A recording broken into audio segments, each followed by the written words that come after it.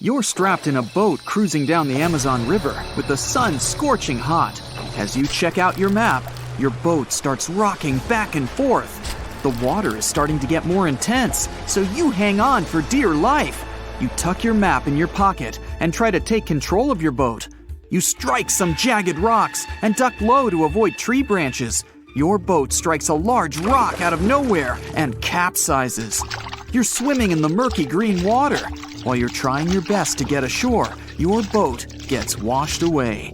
Underneath the water lies a whole new world of bizarre and dangerous animals.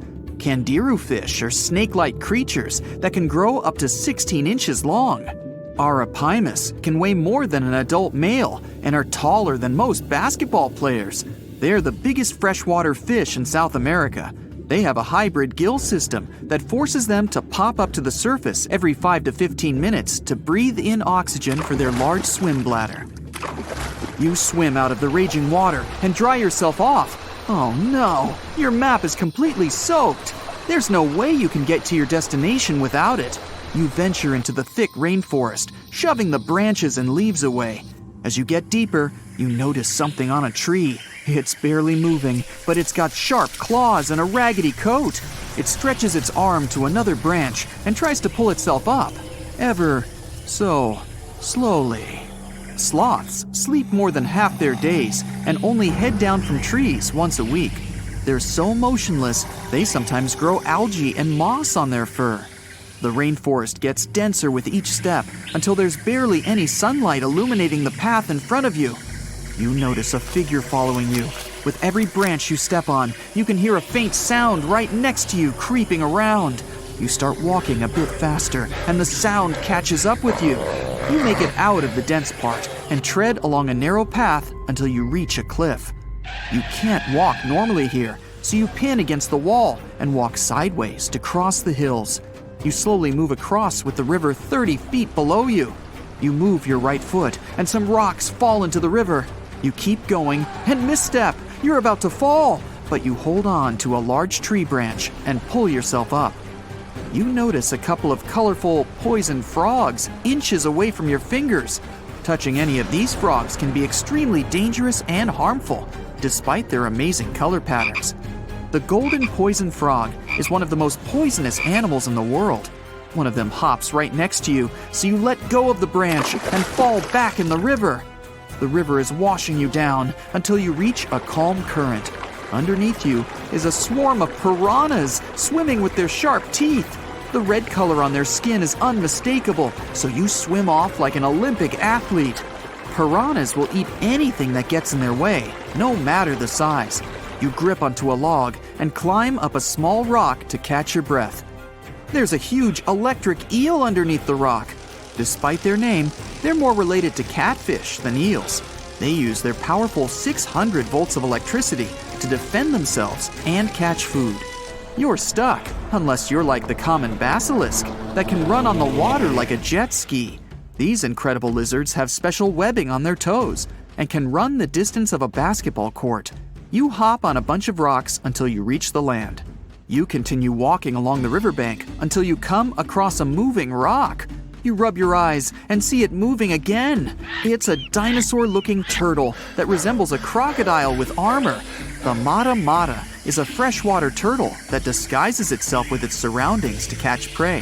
Their heads stretch longer than their bodies. You shimmy your way past it and continue.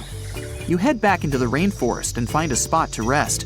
Wait, there are giant ants everywhere. They're the biggest ants in the world and can produce one of the most painful stings out there, even comparable to a wasp's sting. You immediately get up and find another place to rest. As you continue walking along, you notice the same feeling of something following you. You can hear some leaves rustling, but it's getting dark and there's no way of telling. You find a nice little spot to build a campfire and catch some Z's. But in the Amazon, everything is a threat, except for those cute capybaras wandering around. They live in groups next to water sources. They're also the biggest rodents in the world. You don't need to worry about them if you're stuck in the middle of the Amazon rainforest. Suddenly, you feel something slithering up next to you. You look down and see a massive green anaconda just about to constrict you. They are the heaviest snakes in the world and can grow up to 20 feet long and have a huge appetite. You get up and sprint your way out of there. All right, you found a decent cave to crash in. It's daytime again, and you're still alive. You continue walking along the rainforest. You were able to find some breakfast to boost your energy for the rest of the day. You spot something on a tree that looks like a branch, but it's actually a potu, a master of disguise that can spend days motionless on broken tree branches. These bizarre birds use those branches as their permanent home, where they lay their eggs and chill all day. You continue your way through the rainforest and see a Brazilian wandering spider crawling on a tree branch right in front of you. 8 of these species can be found in the Amazon area. They are some of the most aggressive and venomous spiders out there. So, you make a big detour and walk away from it. You feel someone walking next to you again, but you still can't figure out what it is. You see a steep cliff with a waterfall hitting a large lake ahead of you. Looks peaceful, until you see a team of black caimans gathering around the shore. They're the biggest predators in the whole Amazon ecosystem and feed on anything that moves. It's a good thing you're on high ground, otherwise, whoa! You slip and fall down the river, right on the deep end. So far, no caimans spotted you. You swim underwater and try to get to the opposite end of where the reptiles are. As you climb out and dry yourself off, you notice some large black spots on you. You try pulling them off, but they've latched on pretty hard. The Amazon giant leech finds its target by tracking movement and shadow. Once they attach themselves to the skin, it's extremely difficult to extract them. The best way to do so is to slide your finger next to its mouth and pull it off slowly. Ugh. You manage to get them off your body and see that the caimans are swimming towards you. You're pinned to the wall with the lake of hungry reptiles approaching. Suddenly, a pink dolphin jumps out of the water and splashes all over them. They can grow larger than humans and are the celebrities of the Amazon. Scientists think they get their color from the blood capillaries on their skin. The Amazon even has bull sharks swimming around.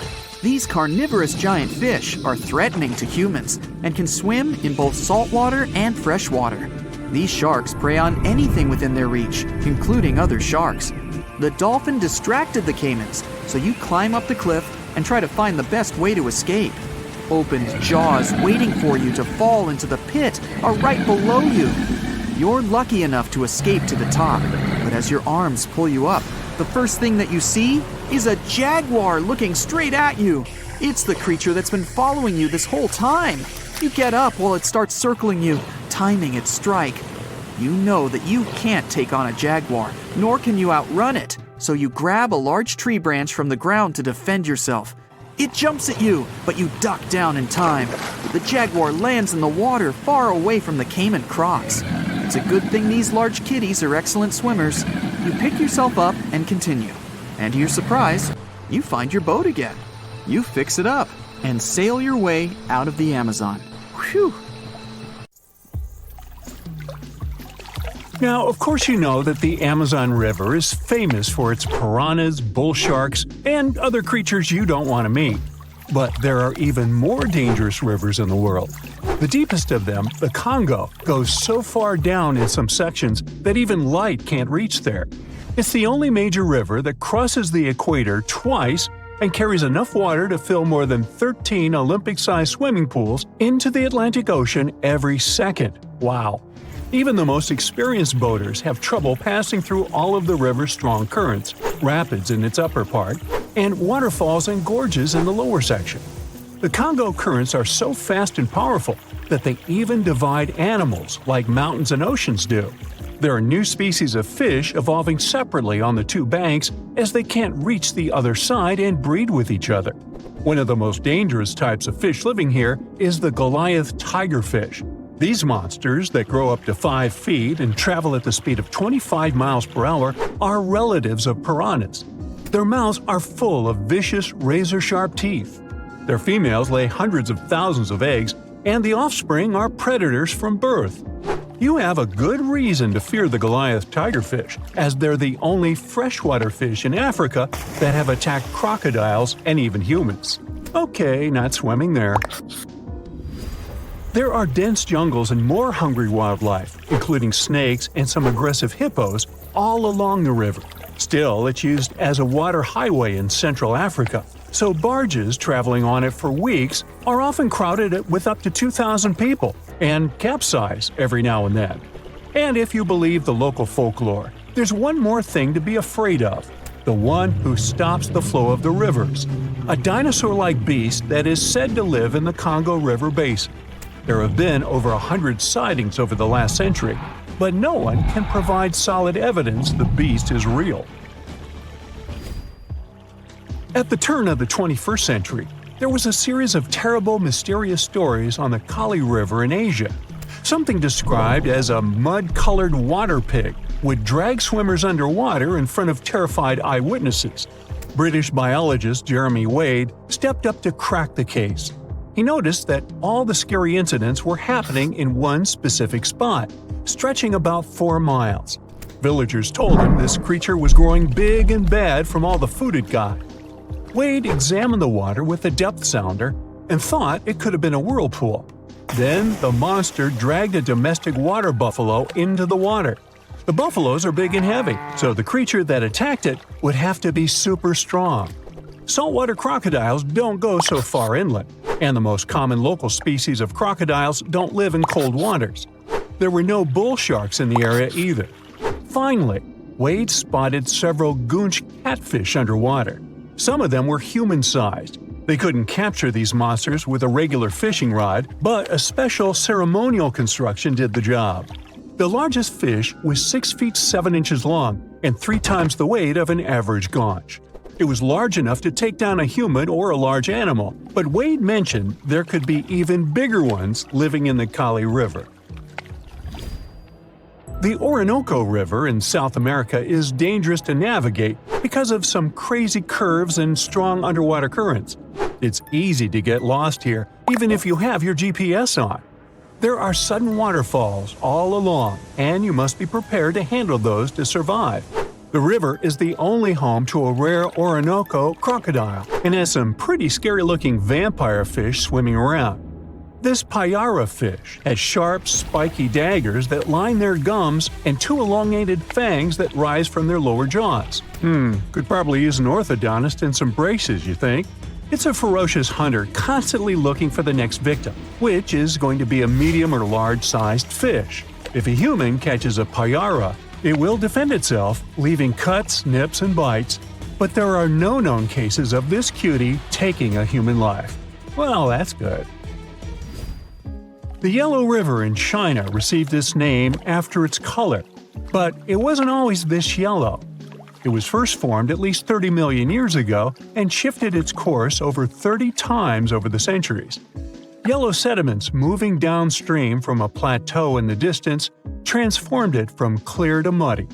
This fine-grained substance piled up at the bottom of the river and formed natural dams. The huge amounts of water that the river carries need to find their way to the sea, and that's when major floods happened, taking several million lives in various epochs. The locals tried to solve the problem by building higher and higher levees, but it only made things worse. Water coming out of the river would now have nowhere to back up, as the riverbed was higher than the surrounding land. This even shifted the river's mouth. Now there are massive dams and dikes all along the river to try to contain it. The Parana River is the second longest in Latin America and has many tributaries. They flow in from the highlands near the Andes, and there's a huge drainage in the wet season. This makes the river a perfect home for, guess what, piranhas. There are 30 to 60 species of these scary fish in the Parana waters. In late 2013, they attacked bathers cooling off by the water on a hot day. People started running out of the river as they felt something was biting them in the water. Luckily, no one lost their lives in the accident, but it's still considered one of the most audacious piranha attacks ever recorded. Biologists later determined that the type of piranhas, called palomates, was to blame for this, and humans had probably disturbed their breeding grounds. Well, the piranha also has a strong current that is tricky for boats and swimmers to overcome. Plus, it often floods, which can be dangerous for people living in the surrounding areas. The longest river in the world, the Nile, flows through 11 countries all the way into the Mediterranean Sea. Expeditions have spent centuries looking for its source, and no one still knows for sure where this mighty river begins. Adding to the mystery, the Nile takes an unexpected turn right in the middle of the Sahara. Scientists have figured out the reason is a massive underground rock formation from millions of years ago. The Nile has served as the most important water highway for civilizations through centuries, but it has some pretty dangerous inhabitants, like crocodiles that grow to be 20 feet long, which is slightly more than the height of an average giraffe. These bad guys can reach a speed of 30 miles per hour on land and take the lives of a couple hundred people every year. Hippopotamuses that also live here sometimes go after boats, and venomous snakes like the black mamba and the Egyptian cobra add to the mix. One of the most dangerous creatures on the Nile is the mosquito, as they carry around all sorts of diseases that affect hundreds of thousands of people.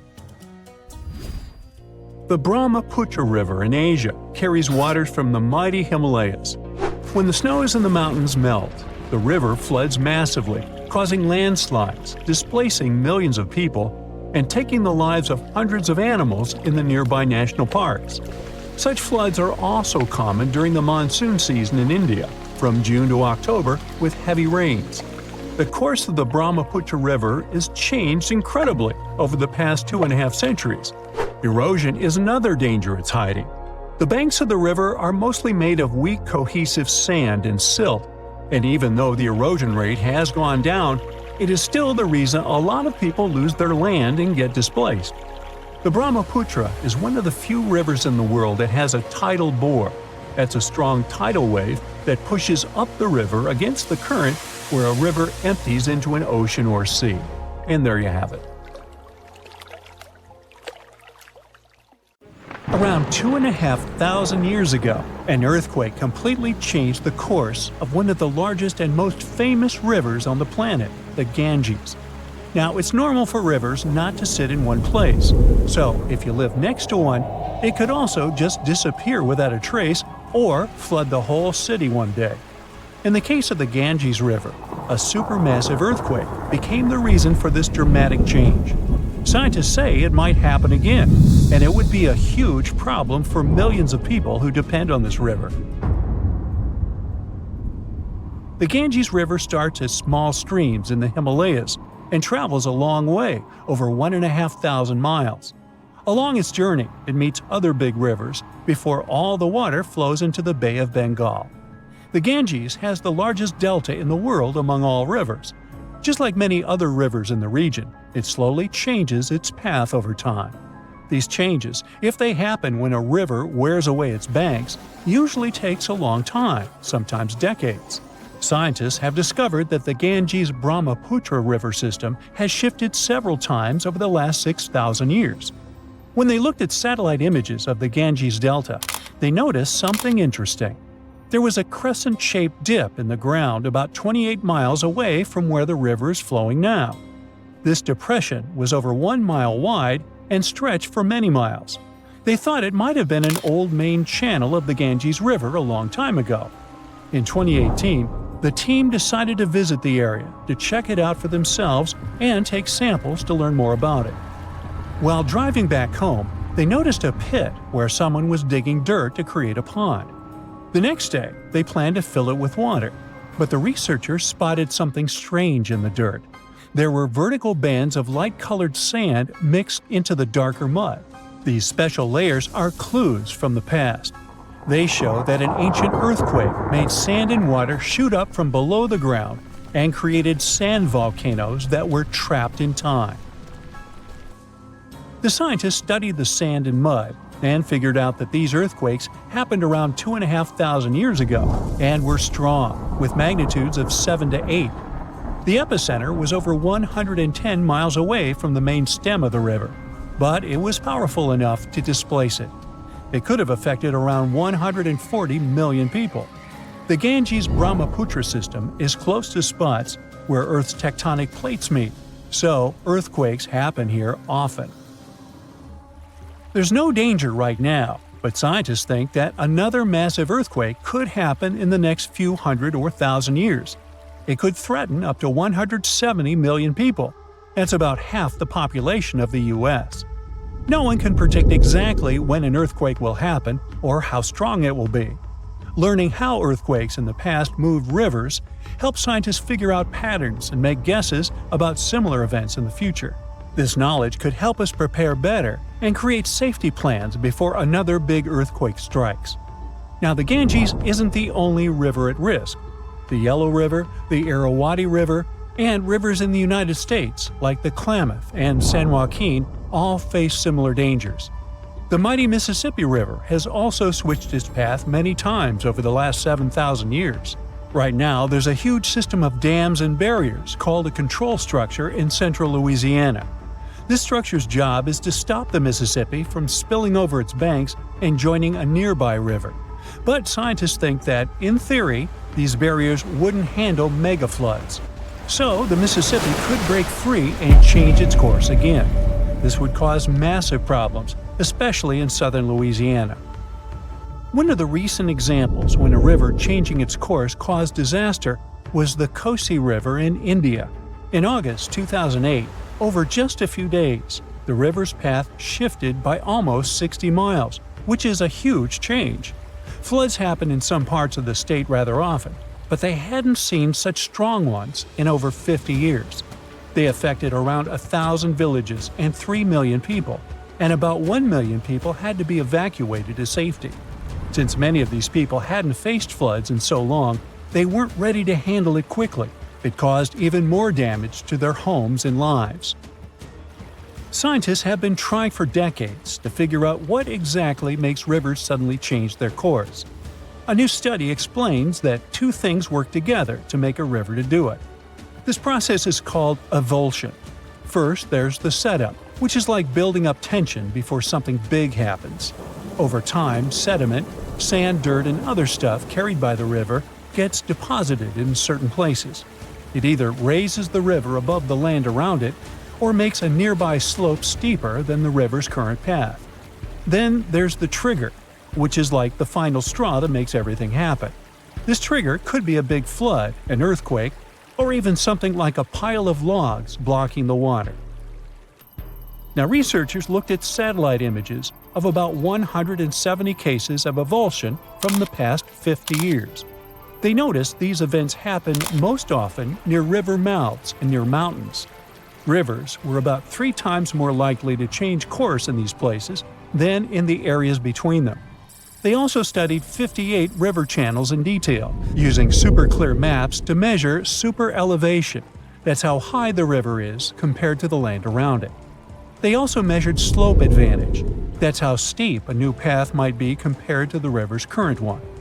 They found that near mountains, rivers often pile up so much sediment that they become super elevated and spill over. But near river mouths, like in deltas, rivers need a steep slope advantage to break through the mud and form a new path. These two factors work together like a seesaw. If one is stronger, the other doesn't need to be as strong for an avulsion to happen. To figure out where a river might go if it changes course, the researchers created a smart computer algorithm. This tool uses maps to measure the terrain's steepness and the river's flow to predict where the river might move. They tested it on 10 past avulsions, and it correctly guessed the path every single time. Scientists hope they could use these findings to protect people living near rivers from sudden floods. Rivers changing course played a big role in creating one of the first organized administration systems in the world. Scientists found clues for this in the territory of ancient Mesopotamia.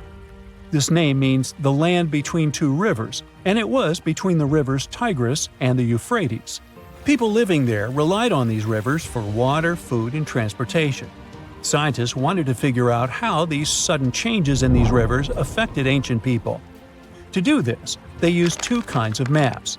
The archaeological maps show how ancient cities grew over time, including what types of buildings people built.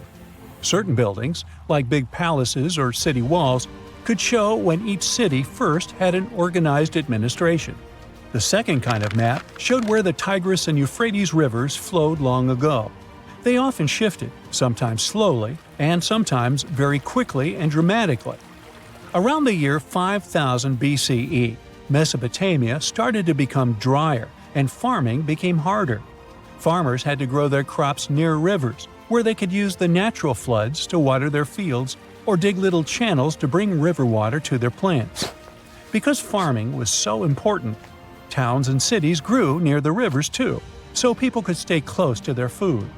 But when a river suddenly changed its course, people didn't give up. They worked together to dig long canals to bring water from the new river path back to their fields. The canals helped them get water again, and the administration buildings showed they were organizing as a community to solve big problems together. Summers in the Middle East get so hot that they change the landscape dramatically and make entire cities resurface from the past. That's what happened in 2018 when the city built by a mysterious empire on the Tigris River was finally released from its water trap. Archaeologists rushed to the location as they didn't want to miss a rare chance to excavate the site and learn more about the history of the place.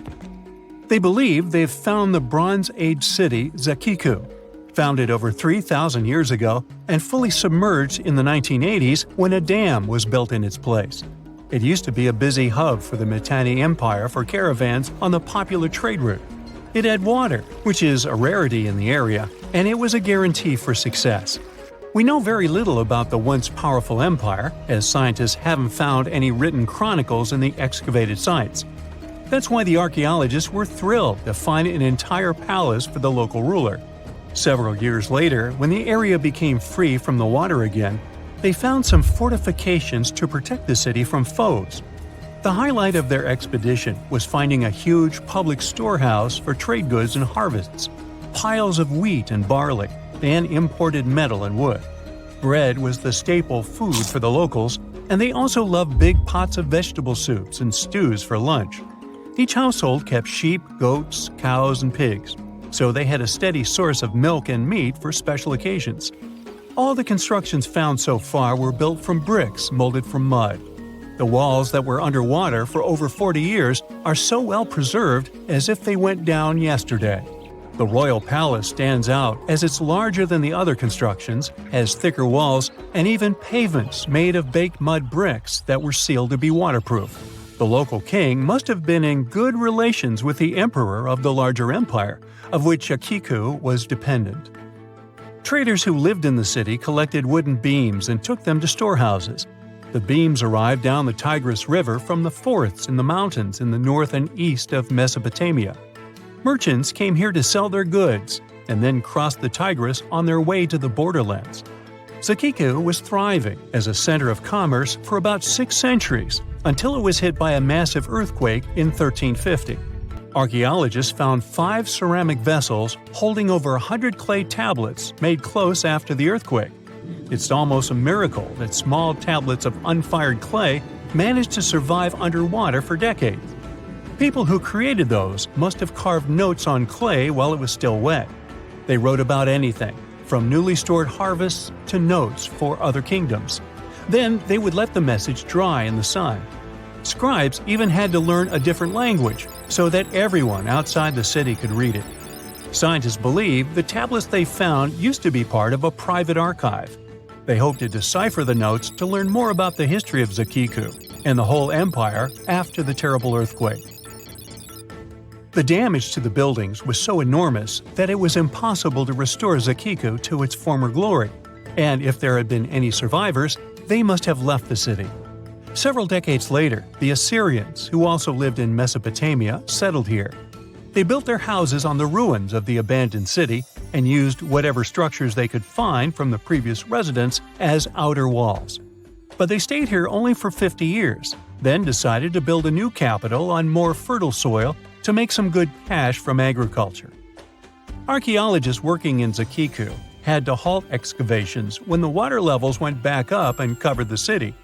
They sealed the ruins in tight-fitting plastic sheets and put stones and gravel on top. They hope it will help protect the priceless site from water erosion and prevent it from disappearing again. They realize how important water from the dam is for the region, but if it recedes again, they say they'll definitely continue the excavations. There was a bustling community in today's Taklamakan Desert in China around 1,600 years ago. It lived along the Naya River, which ran through the desert for miles and got its water from the melting snow in the mountains. After 3 years of work in the area, archaeologists and scientists managed to dig up 8 tombs in the desert. Thanks to the desert heat, the clothes and artifacts inside them were almost as good as new. The people who wore those must have lived in the ancient city of Naya. Naya used to be part of a prosperous kingdom at the heart of the Silk Road trading route and had a population of over 3,000 people.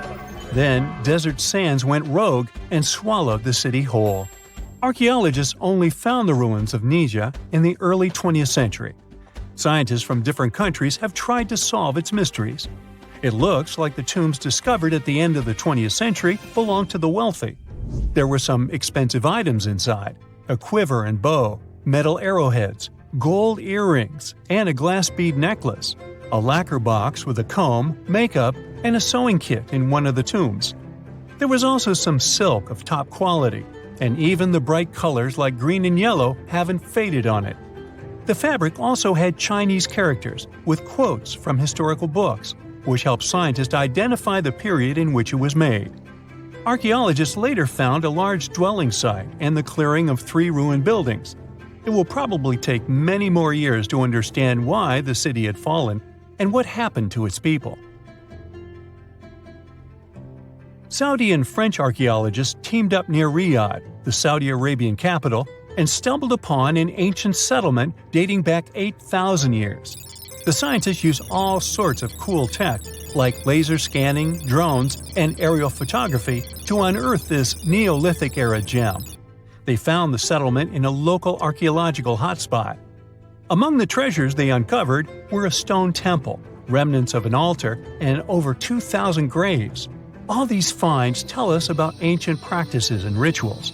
The team also found the foundations of 4 massive buildings, corner towers, and open-air courtyards, all with underground reservoirs to store water for agricultural use. There was also a smart irrigation system with canals and cisterns, which let the city thrive in one of the driest deserts in the world. Rock drawings etched into the nearby mountain depicted the daily life of the locals. The excavations have been going on in the area for over 40 years, and scientists still keep finding new artifacts to answer more of their questions. Fishers have stumbled upon ancient bones, tools, and artifacts that are 9,000 years old on the North Sea floor.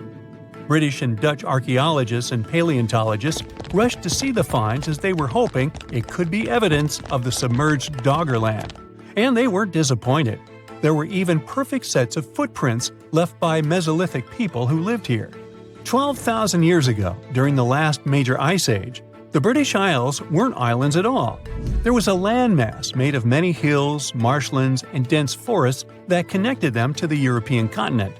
That landmass was Doggerland, where a prehistoric hunter-gatherer society lived and thrived. But then, the sea level started going up at the speed of 3 to 6 feet a century as glaciers were slowly but surely melting. The locals had to move to areas that today belong to England and the Netherlands. Experts decided to learn more about the history of Doggerland, using data from oil companies working in the North Sea. So far, they've created digital models of what the area of 18,000 square miles might have looked like before it vanished beneath the waves. They still need to analyze samples of ancient insects and plants and the DNA of animals to get a full picture. Most rivers in the world flow into the sea, but the Okavango in Africa takes its massive waters right into the Kalahari Desert, and it looks like this river manages to do the impossible and defies gravity. The Okavango starts in the highlands of Angola, runs for 1,000 miles like any other normal river, and then drops into the largest inland delta on Earth, known as the Okavango Swamp. The delta has land slopes dropping at nearly 150 feet, which is about half as tall as the Statue of Liberty. The area where the Okavango Delta is now used to be part of a lake that dried up around 2,000 years ago. It takes the Okavango water several months to complete its journey, and the landscape there is never the same.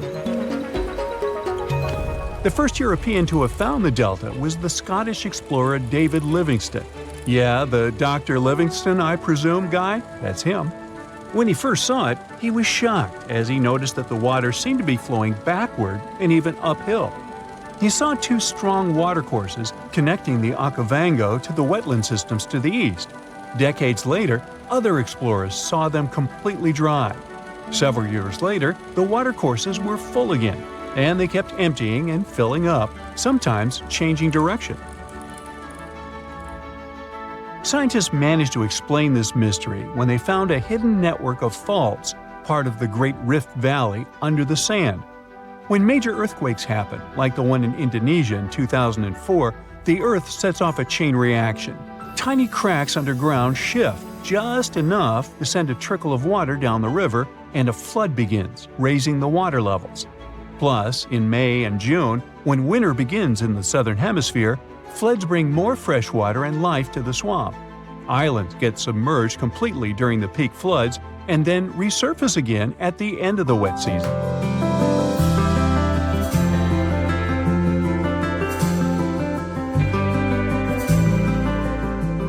Wildlife just loves all the water in the delta, and you can often see migratory elephants bathing among pink lily pads and silverfish, bream, barbels, and other fish. There are lions, cheetahs, buffalo, wildebeests, hippopotamuses, hippopotami, zebras, wild dogs, crocodiles, and other species of animals. Storks, ibis, herons, cranes, and geese like to fly by, along with 450 species of birds. Although the Okavango has plenty of water that is priceless in the desert, people hardly settle along its banks. One big problem here is the tsetse fly. But if you're feeling adventurous, you can come here for a water safari. Scientists from Imperial College in London stumbled upon a totally unexpected river under the Antarctic ice sheet. It slurps up water from an area as big as Germany and France combined. Scientists used to think the lakes under the Antarctic ice were just chilling by themselves. But now it turns out they're part of an interconnected river network. Water under the ice can form in two ways, either from melted snow seeping down or from the Earth's natural heat and the ice grinding over the ground. The Antarctic gets a lot of surface melting during the summer, but Antarctica is usually too chilly for that. This newly found river is proof that there's plenty of water down there just from the ice melting from below. This river could make Antarctica lose its icy cover way faster. If things heat up enough to melt the surface, that water could rush down and mess with the base of the ice sheet, turning Antarctica into a melting mess like Greenland. If the ice starts moving faster than the water can handle, it's going to create more friction, making even more water and speeding up the melting process. The researchers are on a mission to dig deeper into how this river system works and see if it's causing trouble in other parts of the icy continent. Understanding what's going on down there could give us a heads up on how a changing Antarctica might shake up the whole planet. The Roe River in Montana flows for just a bit over 200 feet between Giant Springs and the Missouri River. It was mentioned in the Guinness Book of World Records as the shortest river in the world, but they had to remove this category altogether because there was some heated debate over this title. Residents of Oregon claim that their Dee River was the absolute champion, as it all depends on when you measure them. There could even be shorter rivers in Norway or Indonesia, depending on what you see as a river. The official definition says it's something that has constant flowing water in the form of a current and is fed by upland sources or another river, lake, or watershed. Creeks and brooks flow together to form streams. Streams become rivers, and rivers take the water from higher to lower lands, ending in the ocean. There are 12 stream orders, and the first two levels don't have other streams feeding them. So, Roe and its other short buddies technically deserve the title of rivers. I'm glad we cleared that up. Rio Negro in South America is the largest blackwater river in the world and the largest left tributary of the Amazon jungle. Its waters look more like strong tea and seem pitch black only from the distance. They get that dark color from humic acid, When plants containing phenol break down only halfway, they leave behind this tea-like hue. Some people believe that blackwater rivers can't be productive, but Rio Negro helps big fishing industries and has spots where turtles come to lay their eggs. Back in the 17th century, explorers didn't find tons of indigenous folks along the river. But it probably didn't have to do with its productivity, more with diseases and conflicts. There are around 700 different fish species documented in Rio Negro's basin, including at least 100 you won't find anywhere else. A bunch of those fish end up in aquariums, like the super popular cardinal tetra. There is a canal connecting Rio Negro and the Orinoco, which is another major river in South America. Many aquatic species try to move between the rivers, but only the toughest can handle the mix of blackwater and clearwater sections in that canal. There's a unique creek in Wyoming that drains both into the Pacific and the Atlantic Oceans. It begins high up in the Teton Range and later splits into two branches. The Pacific Creek joins the larger Snake River, which merges with the Columbia River and finally reaches the Pacific Ocean. The Atlantic Creek heads east and flows into the Yellowstone, Missouri, and Mississippi rivers and eventually empties into the Gulf of Mexico. If you connect the two creeks' watersheds on a map, you'll get a single blue line between Oregon and Louisiana. Explorers who were looking for the Northwest Passage between the two oceans never knew they could have used the creek. They would just need really tiny boats. Some scientists believe that cutthroat trout knew about this route long before people. They managed to migrate from the Snake River to the Yellowstone River, most likely using the two-ocean creek. Now, every summer, the Caño Cristales in Colombia turns into a liquid rainbow, or the River of Five Colors. At this time, and until the end of fall, the conditions are just perfect for the riverbed to turn bright red, yellow, green, blue, and black. You gotta thank certain aquatic plants growing in the river, a special type of seaweed for all this beauty. During the wet season, the river moves fast and the sun cannot get to these plants. When the dry season hits, there isn't enough water to feed them.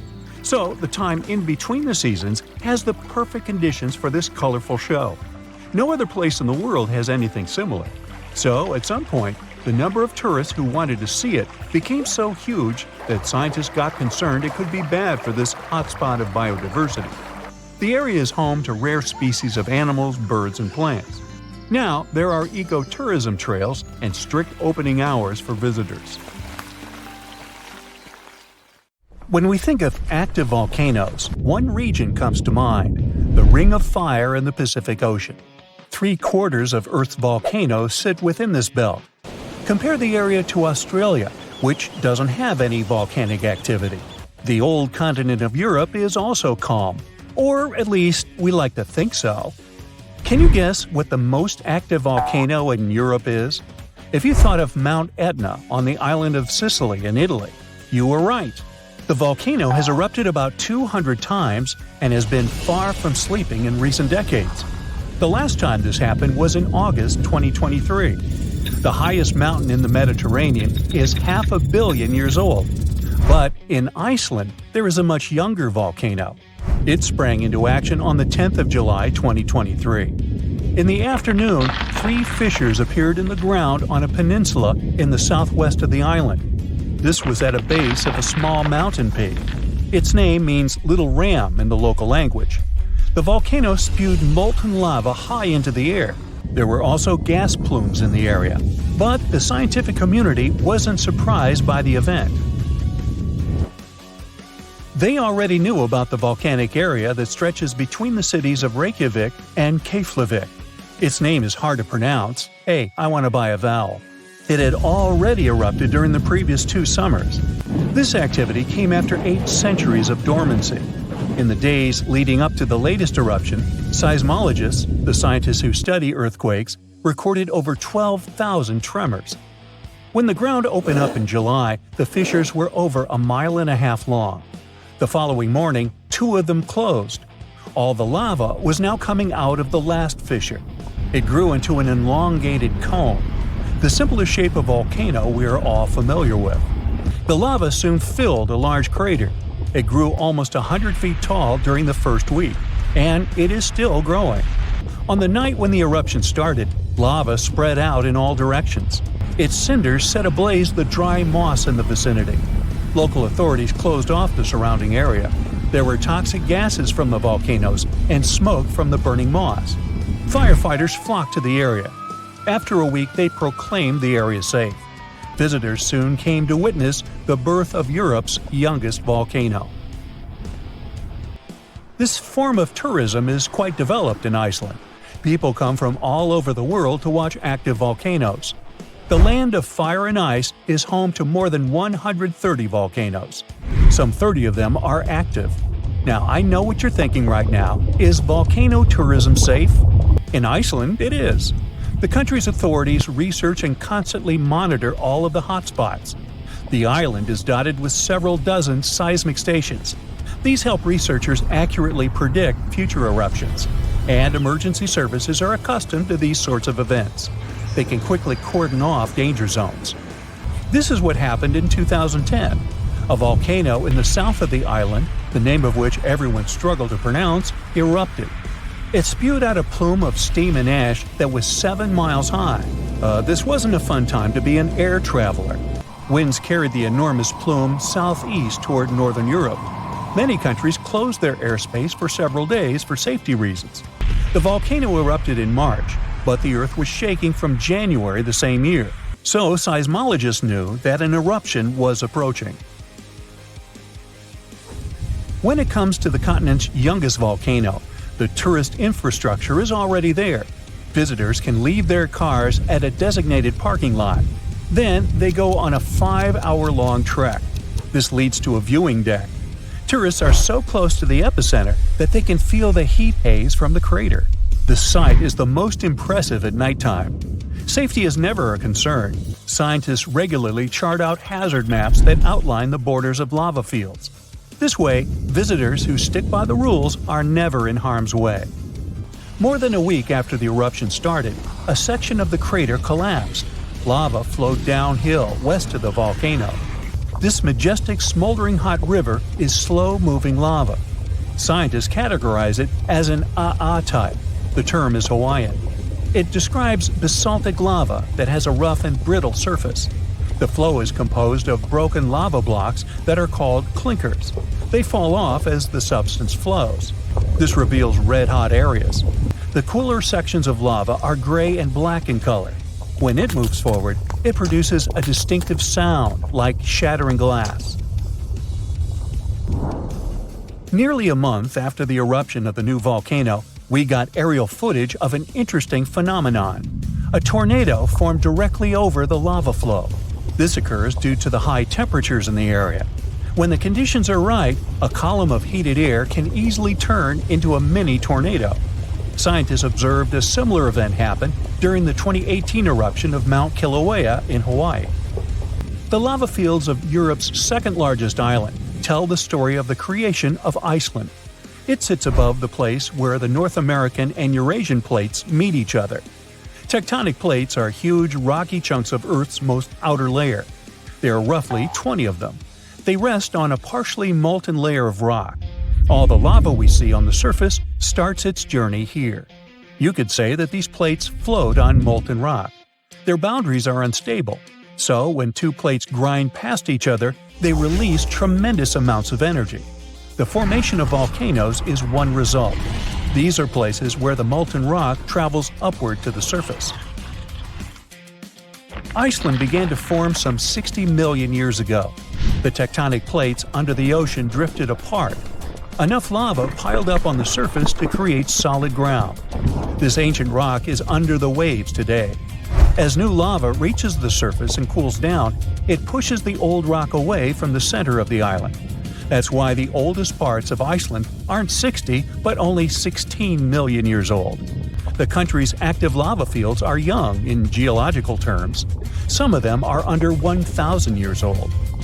Scientists consider the island a hot spot for volcanoes, pun intended. Nearly a third of the basaltic lava that reaches the Earth's surface in recorded history came from Icelandic eruptions. Fissure swarms, like the ones before the 2023 eruption, cover 30% of the Nordic country. For this reason, only a quarter of the island is inhabited. Norse Vikings were the first people to settle in Iceland at the beginning of the 10th century. Nature threw them a loud welcoming party. Just a few years after their arrival, they witnessed one of the greatest volcanic eruptions in history. Vikings came from a region without volcanoes, so they had no clue as to what was going on. Today, Icelanders are used to such events. This is good because their homeland is entering a new era of volcanic activity. Volcanologists suspect that recent events are an introduction to decades of more frequent eruptions. The peninsula that is home to Earth's youngest volcano is just 17 miles southwest of Iceland's capital city. It's been dormant for a long time. Present-day eruptions there are a reminder that the natural processes that created Iceland are still ongoing. Recently, scientists discovered that there's a historical link between volcanic eruptions in the north of Europe and glaciers. Our planet went through at least 5 major ice ages. These were exceptionally lengthy periods when the average temperature on Earth dropped. The result was the expansion of ice sheets across northern Europe and North America. The last ice age ended some 10,000 years ago.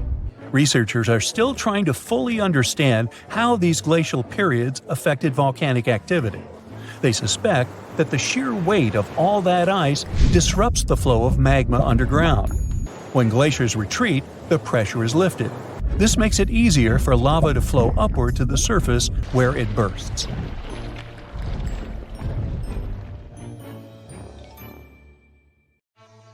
It's like archaeology woke up recently and decided to spice up the news with its history-changing discoveries. From unearthing dinosaur fossils in peaceful Iowa to translating bad news from ancient Babylonian texts, history is revealing its secrets like never before. When Mount Vesuvius erupted in 79 CE, it froze the town in time. Some of the most famous discoveries were heartbreaking, like a mother wearing a golden bracelet, holding her child, or 2 sisters hugging in fear. At least that's what scientists thought. In 2024, advanced DNA tests shattered these long-held beliefs. The mother from the House of the Golden Bracelet was actually a man wearing a fancy 30-carat bracelet, and the child wasn't even related to him. As for the 2 sisters, DNA revealed one was actually a man, while the other remains a mystery. Some speculate they were lovers, but the truth is still buried in time. Speaking of rewriting history, another shocking revelation comes from ancient Babylon. Recently, archaeologists translated 4,000-year-old texts that turned out to be heralds of terrible news. These specific texts that were translated are believed to be from Sippar, a city near the Euphrates River in modern Iraq.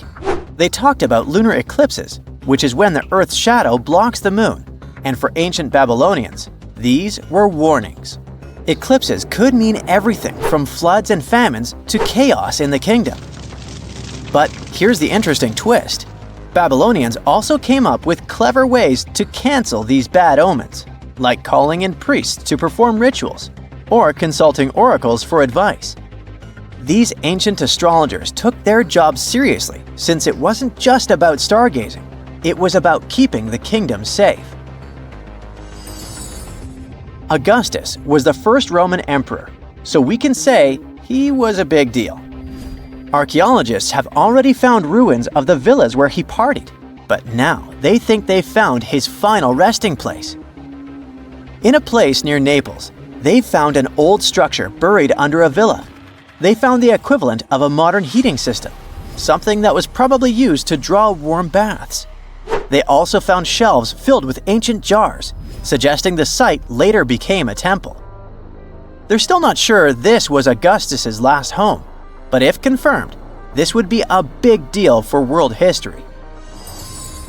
While ancient Rome is surprising us, the famous Nazca lines in Peru are also revealing hidden details. These massive geoglyphs, created thousands of years ago, have only been partially studied until now. Scientists trained artificial intelligence to help them scan 243 miles of terrain. With AI's help, they identified over 300 new motifs, including llamas, stick figure people, and strange heads. The algorithm, originally developed to decode charred scrolls from Mount Vesuvius, has doubled the number of known glyphs. The past is getting a serious digital upgrade. Meanwhile, in Bulgaria, archaeologists made a surprising discovery in a place few would expect: a sewer. In 2024, researchers unearthed a nearly intact 6.8-foot-tall marble statue of Hermes, the Greek god of travelers and trade, hidden beneath layers of soil. Experts believe it was placed there for safekeeping after an earthquake in 383 CE damaged the city's infrastructure. At that time, paganism was declining and Christianity was rising as the Roman Empire's official religion. Many pagan idols were being destroyed, but it seems some locals secretly preserved their deities by hiding them underground. Searching the bottom of the River Thames is probably worse than looking under your bed. The riverbed collects all kinds of discarded treasures, including a legendary typeface. In the early 1900s, two men created the Dove's typeface for printing books, but after a bitter falling out, one of them threw every single metal letter into the river.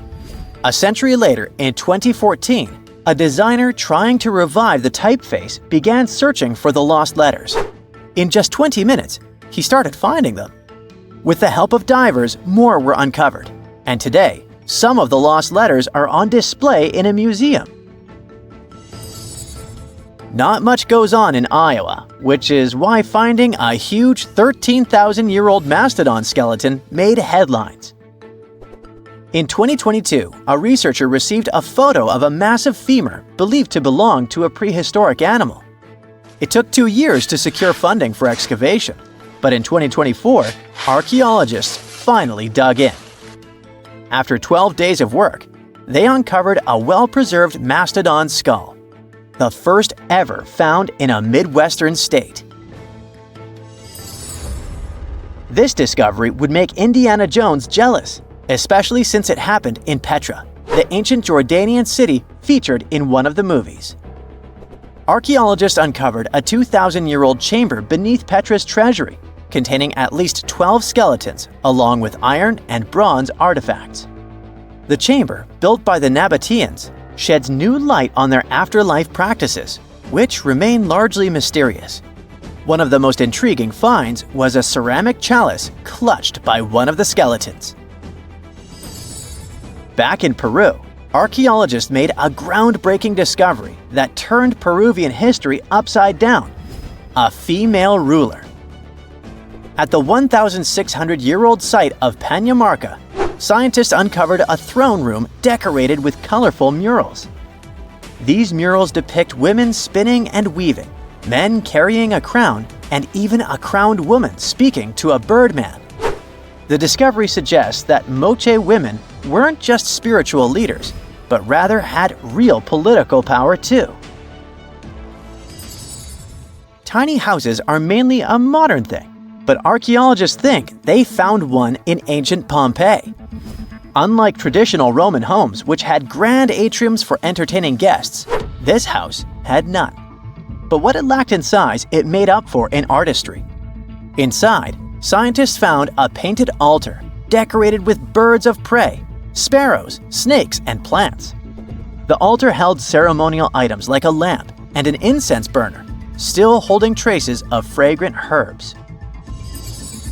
In 2021, researchers scanning the Baltic Sea found a massive stone wall hidden beneath the waves. The Blinker Wall, stretching over 1.5 miles, could be Europe's oldest man-made structure. Sitting 68 feet below the surface, it's built from around 1,400 small stones placed between 300 giant boulders, some weighing up to 142 tons. Dating back over 10,000 years, the Blinker Wall predates Stonehenge and France's Karnak stones, meaning it was likely built when the area was dry land. Scientists believe it may have been a reindeer hunting tool, guiding animals into a lake where hunters could strike. Oh, and then there's the granite slab that was found in Egypt's Abydos area. At first, it was thought to belong to two important people from ancient Egypt, but a recent discovery showed it was actually part of the sarcophagus of Pharaoh Ramses II, one of the most famous Egyptian rulers. A researcher found a special engraving on the slab that had Ramses II's name on it. Ramses ruled Egypt a long time ago, and after he died, his tomb was looted, so his body and belongings were moved around a few times. This new discovery shows that after Ramses' tomb was robbed, some of his things were used again. The finding also teaches us that ancient Egyptian tombs were often looted, and the things in them were reused. Recently, something unexpected happened during a dig in Norton Disney, back in England. While searching for ancient coins and brooches, a volunteer from the Norton Disney History and Archaeology Group stumbled upon a mysterious Roman dodecahedron. This small hollow object, made of copper alloy with 12 pentagonal sides, was buried for 1,700 years, but was surprisingly well preserved. Though over 30 of these strange objects have been found in the UK, no one knows for sure what they were used for. Some think they might have been measuring tools or calendars, while others believe they were used for rituals. The Norton Disney Group thinks these dodecahedra were likely symbols for religious ceremonies, as many show no signs of wear from daily use. So imagine stumbling upon a creature so huge it could dwarf even the largest known marine animals today. Scientists discovered the fossils of this beast on England's coast and believe it once ruled the waves. The new species was named Ichthyotitan severnensis, but thankfully for me, scientists nicknamed it the Little Stock Monster.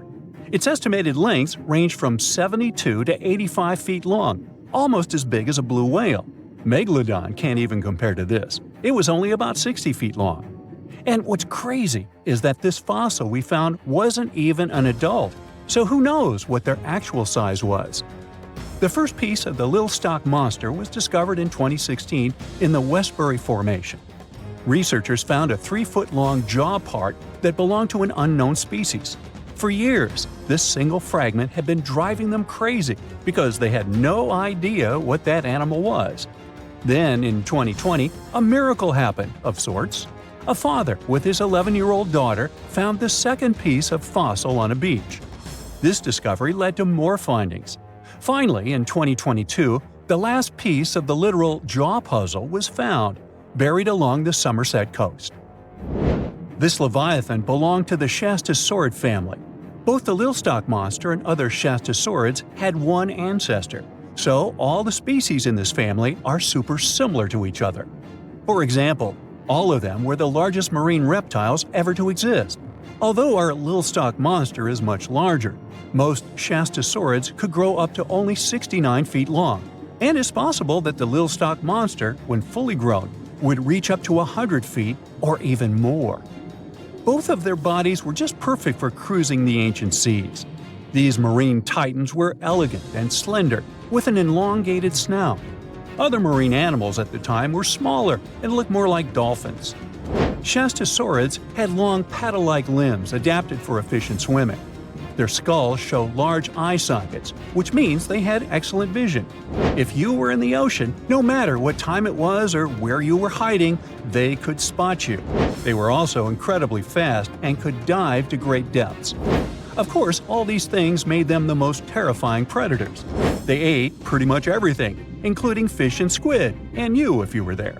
They probably captured their prey like whales, opened their huge mouths, and literally sucked the fish in. What made the Little Stock Monster especially scary is that it wins in the jaw competition. For other Shastosaurids, their jaws were a bit weaker, so they hunted smaller fish, kind of like today's orcas. They required vast amounts of food. This shows us that the Earth's Triassic oceans had rich, productive food webs. But the Little Stock Monster has this unique feature. It could open its jaw almost 90 degrees upwards. It also had tons of powerful muscles around. Its jaws were horrifyingly strong. So while others were hunting some squids, the Little Stock Monster probably hunted large fish and even other marine reptiles. Fossils of Shastosaurids have been found everywhere in the world, from North America to Asia. This means that these creatures dominated and terrorized the oceans for millions of years, although even they weren't completely safe from scavengers. And that's exactly why we struggle to find these fossils now.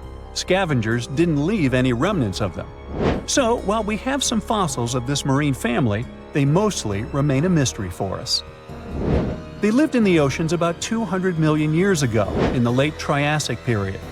The Earth looked completely different back then. All continents were united in one Pangaea, a huge landmass. Some parts of this supercontinent were covered with lush conifer forests, while others were dry deserts and open prairies.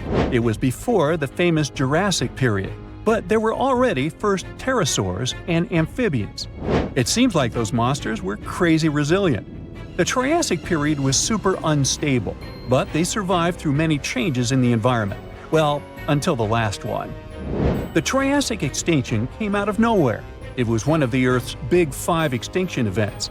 It wiped out almost all species on the planet, including these leviathans. It's still not clear what happened exactly, but it looks like there was a huge tectonic activity.